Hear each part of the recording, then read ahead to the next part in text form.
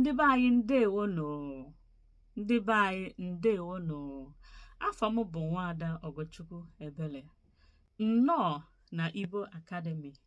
Igbo Academy bụ afọ anyị n'iru akwụkwọ YouTube a. Anyị ga na-ewetara unu nkụzi dị iche iche n'asụsụ Igbo, maka na anyị lesiri anya ọfụma wee ghọta na asụsụ Igbo anyị na-alazi ala. Ụmụ anyị anaghịzi anụzi ihe anyị na-ekwu. Anyị chikwu okwu dị aṅaa n'ebe dị aṅaa, anyị na-asụ asụsụ ndị ọzọ. Anyị na-asụ ọ bụ Bekee ọ asụsụ ọzọ. Anyị hapụ asụsụ anyị bụ asụsụ anyị kwesịrị ị na-asụ oge ọbụla.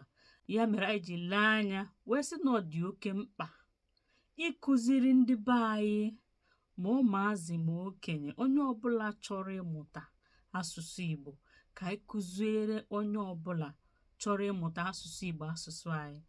Ya mere n'iru akwụkwọ a bụ YouTube, anyị ga na-ewetara unu nkụzi dị iche iche, ma omenala ma akụkọ ifo. Ife niile anyị na-akụzi n'iru akwụkwọ a ga-abụ asụsụ anyị na omenala anyị na ihe ọbụla gbasara ndị Igbo.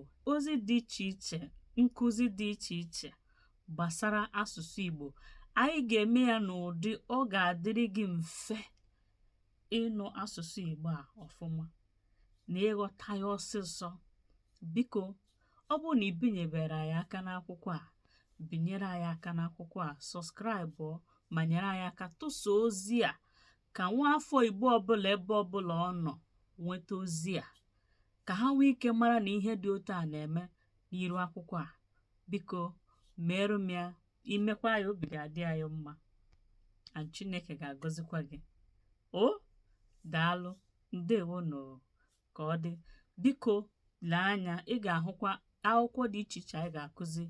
Lee anya, biko bido ya ugbu a, echekwala ka ọ dị echi. Bido ka ịmụwa ya ugbu a. Daalụ nọ ndị be anyị.